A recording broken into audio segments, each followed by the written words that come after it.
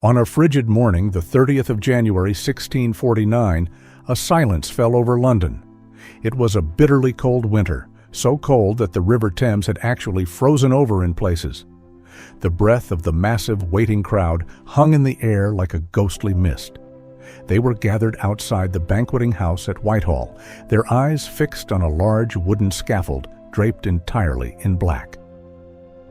Upon this stage, a king of England was about to walk to his own execution. He wasn't just a monarch. In the eyes of the new power in the land, he was Charles Stewart, a tyrant, traitor, murderer, and public enemy to the good people of the nation. His death would be a spectacle, a message to the world. But the most shocking part of this royal execution, the part that history whispers about, wasn't just the unprecedented act of a nation killing its king. It was the tool they chose to do it with. It was the axe. And the story of that axe and the man who wielded it is as dark and mysterious as the execution itself. This was not a cowering, defeated man. As King Charles I stepped through a window of his own banqueting house and onto the scaffold, those close enough to see him were struck by his composure. He was meticulously dressed in black, but underneath he wore two heavy shirts. The day was brutally cold, and he had told his attendants he wouldn't have the crowd mistake. A shiver from the chill for a tremor of fear. He was performing his final role, and he would play the part of the dignified king to the very end. The crowd was huge, but they were kept at a distance by rows of parliamentarian soldiers, so many that his voice couldn't carry to the public. So Charles directed his final speech to the few men on the scaffold with him, his loyal bishop, William Juxon, and the officer in charge. His words, recorded in shorthand by those who stood near, were not of a man begging for his life, but of a sovereign defending his divine authority. "For the people," he said, "truly I desire their liberty and freedom as much as anybody whomsoever. But I must tell you that their liberty and freedom consists in having of government. It is not for having share in government. A subject and a sovereign are clean different things." He was, in his own mind, unshakable. He claimed he hadn't started the war and forgave those who caused his death, yet insisted they had committed a great sin. He declared himself a martyr of the people. He spoke of his faith, declaring he would die a Christian of the Church of England. Then a moment of startling humanity. As a soldier carelessly brushed against the axe lying on the low block, Charles paused, his concern not for himself, but for the instrument of his own demise. "Hurt not the axe, that may hurt me," he cautioned. It's a chilling comment, perhaps born from the memory of his own grandmother, Mary Queen of Scots, whose execution had been a butchered affair, requiring 3 horrifying strikes. Charles wanted a clean end. He prayed briefly, placed a white nightcap over his hair to keep it from interfering with the blade, and laid his head upon the unusually low block, so low he had to lie almost prostrate, a final forced posture of submission. He told the executioner he would signal when he was ready by stretching forth his hands. A few moments of silent prayer passed over the waiting city. Then the signal was given. So how did it come to this? What leads a nation to put its own monarch on trial for his life? The answer lies in a fundamental clash of ideas, embodied in the man, Charles Stewart. Charles I came to the throne in 1625 with a conviction as solid and unyielding as a fortress. He was king by the grace of God. This was the doctrine of the divine right of kings, the belief that a monarch's authority came directly from God, and therefore he was accountable only to God. To question the king was to question God's will. This wasn't just a political theory for Charles, it was the core of his being. This belief immediately set him on a collision course with his Parliament. The English Parliament, particularly the House of Commons, had been steadily growing in power. They believed they had the right to a say in how the country was run, especially when it came to levying taxes. Charles, however, saw Parliament not as a partner, but as an instrument to grant him funds. When they questioned his demands, he simply dissolved them, ruling for 11 years, from 1629 to 1640, in a period that became known as the Personal Rule, or the 11 Years' Tyranny. During this time, Charles and his ministers imposed taxes without parliamentary consent, like the infamous ship money, a tax traditionally for naval defense on coastal towns that Charles extended to the entire country. This was seen as a gross overreach of royal power and bred deep resentment. His religious policies also fanned the flames. His promotion of a more ritualistic, high Anglican form of worship, championed by Archbishop William Laud, was viewed with deep suspicion by the powerful Puritan faction, who saw it as a step back toward Catholicism. For over a decade, the kingdom simmered. Charles believed he was upholding the sacred order of the universe. Parliament and a growing number of his subjects believed he was dismantling their ancient liberties. This wasn't just a disagreement, it was a battle for the soul of England. Was the king above the law, or was the law above the king? The pressure built until the only possible release was the catastrophic rupture of civil war. By 1642, the pot had boiled over. The king's attempt to enter the House of Commons to arrest 5 of his most vocal critics was the final spark. It was an unprecedented breach of parliamentary privilege that shattered any remaining trust. London erupted, and Charles, fearing for his family's safety, fled the capital. The breakdown was complete. England was now at war with itself. The country fractured. On one side, you had the Royalists, or Cavaliers, a term that evoked an image of dashing, long-haired aristocrats loyal to their king and the Church of England. They drew their strength from the nobility and the rural north and west. On the other side were the parliamentarians, nicknamed Roundheads for their preference for close-cropped hair.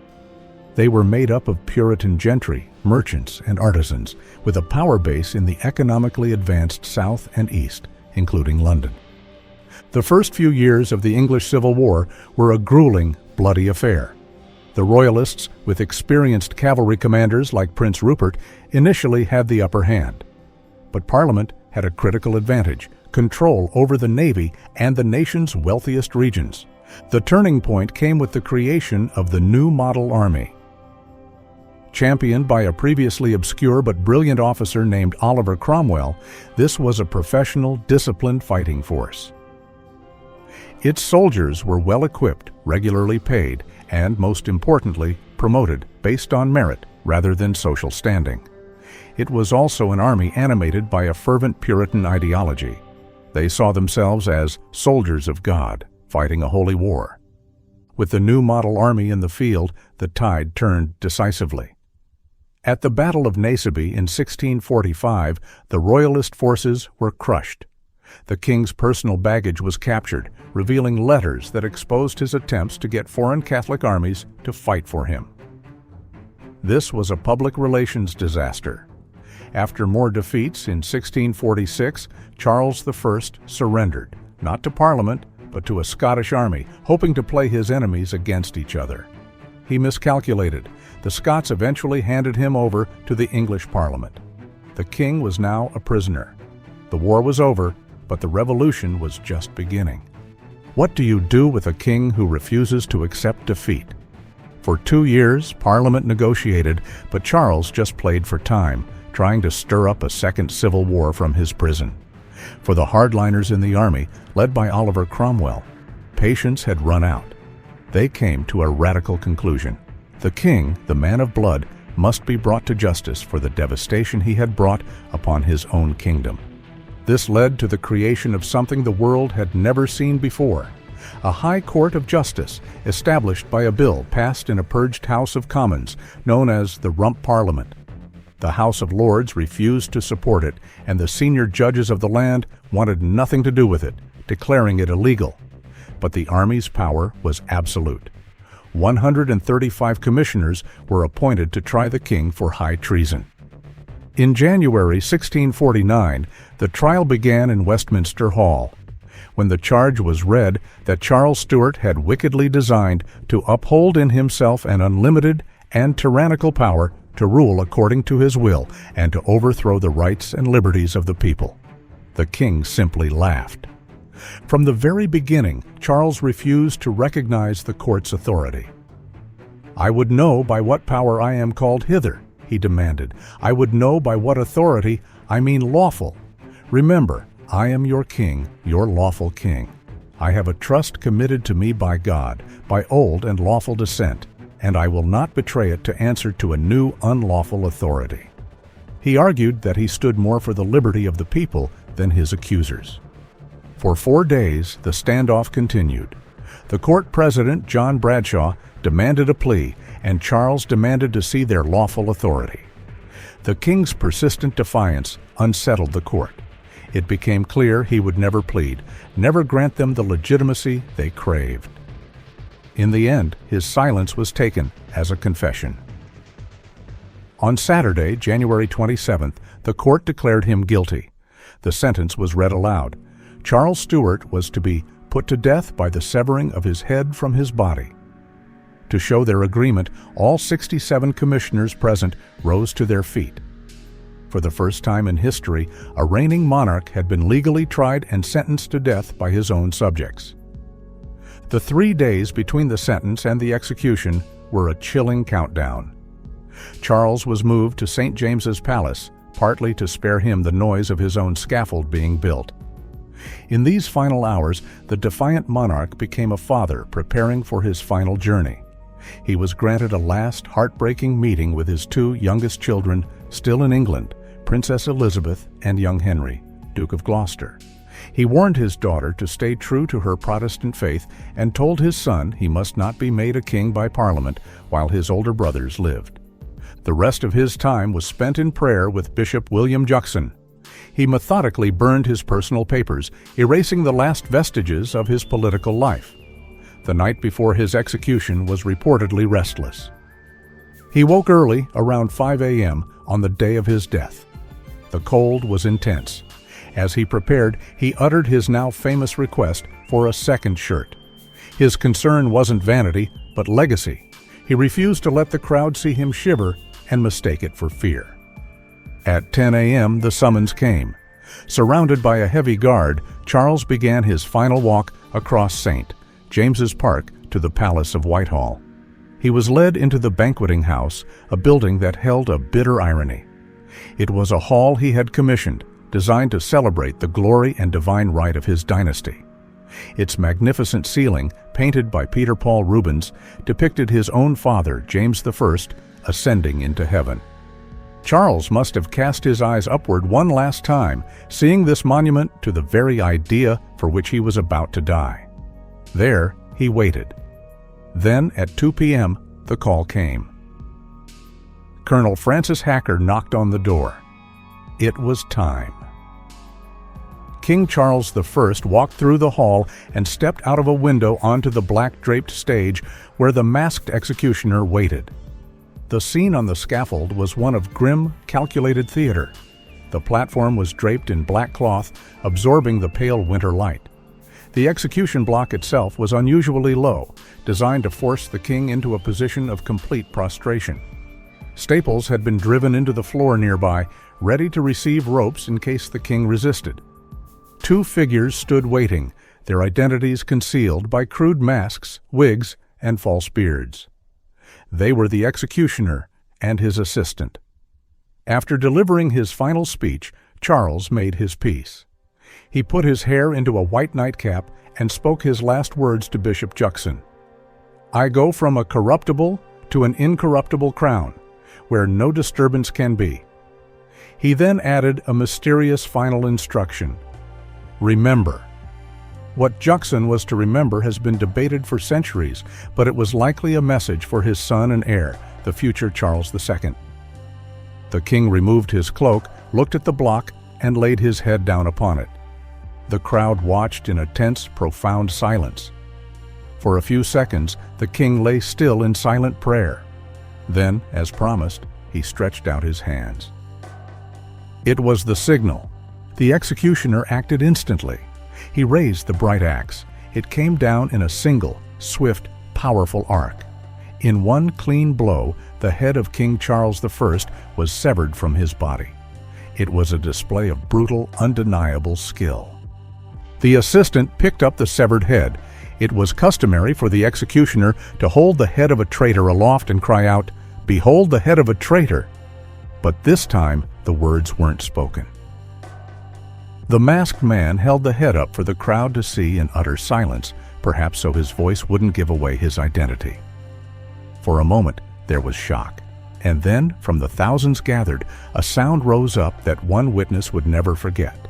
A moan as I never heard before, and desire I may never hear again. It wasn't a cheer of victory, but a deep, horrified, universal groan. The spectacle was over. People surged forward, trying to dip their handkerchiefs in the royal blood as morbid souvenirs of a day that had changed England forever. The drama of that day didn't end with the final blow. In fact, some of its most enduring mysteries were just beginning. So, let's talk about the title of this video, The Blunt Axe. How can that be true if historical accounts confirm a single clean stroke? The word blunt here likely doesn't mean dull. An executioner's axe was a specialized tool, more of a heavy-headed cleaver designed for a single, powerful chop, not a razor-sharp slicing edge like a sword. It was a blunt instrument of force. Charles himself seemed worried about it, twice warning soldiers not to damage the blade. His fear of a botched execution was palpable. Yet, the executioner's skill was such that this brutal instrument did its job perfectly, a testament to the man's experience. But who was this skilled, anonymous headsman? His identity was a state secret, so closely guarded it remains a debate to this day. The leading candidate has always been Richard Brandon, the official common hangman of London. It was his job. Brandon was an experienced executioner, having previously beheaded the Earl of Strafford and Archbishop Laud. Still, the story goes that Brandon initially refused the task of executing an anointed king. Pamphlets from the time claim he was fetched from his bed by soldiers and paid £30 to do the deed. After his death just 5 months later, a pamphlet titled The Confession of Richard Brandon was published, claiming he admitted to the act and was plagued by guilt. A note was even added to his burial register stating he was supposed to have cut off the head of Charles I. But other names have been suggested. At the restoration of the monarchy, a man named William Hewlett was tried for the crime, though he was eventually acquitted. The executioner and his assistant were so well disguised that no one could identify them. The decision not to shout the traditional "Behold the head of a traitor" was another crucial part of the concealment. The man who killed a king simply vanished back into the anonymity from which he came. The execution of Charles I was a turning point, not just for England, but for the very idea of monarchy itself. It was an event so packed with drama and world-changing consequences that we are still unpacking it today. If you're finding this deep dive into the past as fascinating as I do, make sure to hit that subscribe button and ring the notification bell so you don't miss our next exploration of history's most compelling moments. In the immediate aftermath, the authorities moved swiftly. It's believed the king's head was sewn back onto his shoulders before the body was embalmed and placed in a lead coffin, though this is not definitively confirmed. There was no public funeral. He was buried quietly at Windsor Castle. With the king gone, England became a republic, styled as the Commonwealth of England.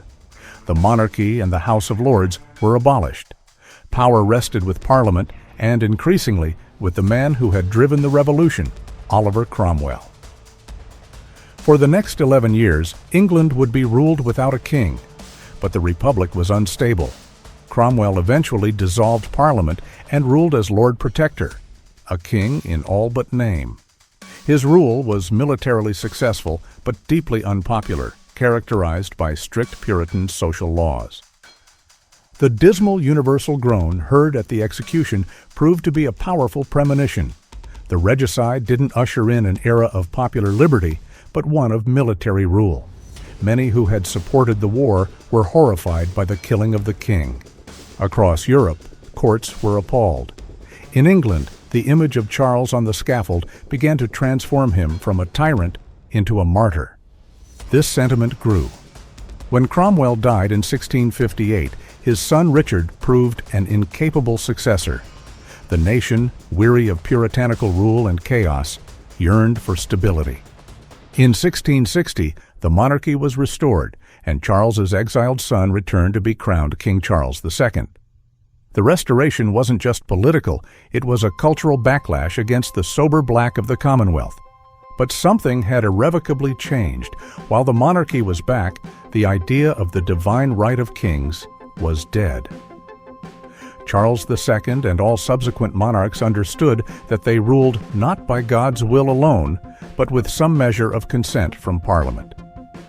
The execution of Charles I had drawn a bloody line in the sand. It established a terrifying precedent. A monarch could be held accountable by his subjects. The single swing of that axe on a cold January morning echoed through the centuries, reshaping the future of a nation and the destiny of kings. The story of Charles I is more than just the tale of a stubborn king who lost a war. It's a tragic drama about power, faith, and the birth of a modern state. On one hand, you have Charles, a man of principle who refused to betray the divine authority he believed was his sacred trust, meeting his end with a courage even his enemies acknowledged. On the other, you have the forces of Parliament, led by men like Cromwell, who, in their pursuit of civil liberties and religious freedom, committed the ultimate revolutionary act. The execution on that freezing day was a brutal, shocking, and transformative moment. Was Charles I a martyr, a man who died for his sacred principles? Or was he a tyrant whose execution was a necessary, if brutal, step towards a more just government? History rarely offers simple answers. The man who was publicly beheaded with a so-called blunt axe remains one of its most compelling and controversial figures. His death was an ending, but it was also a beginning, posing a question that nations still grapple with today. Where does ultimate power in a state truly lie? What do you think? Was the execution of King Charles I a tragic injustice or a necessary evil? Let me know your thoughts in the comments below. I read as many as I can, and it's always fascinating to see the different perspectives on these historical turning points. And if you enjoyed this journey into the past, please give this video a like and share it with someone else who loves history. Thanks for watching,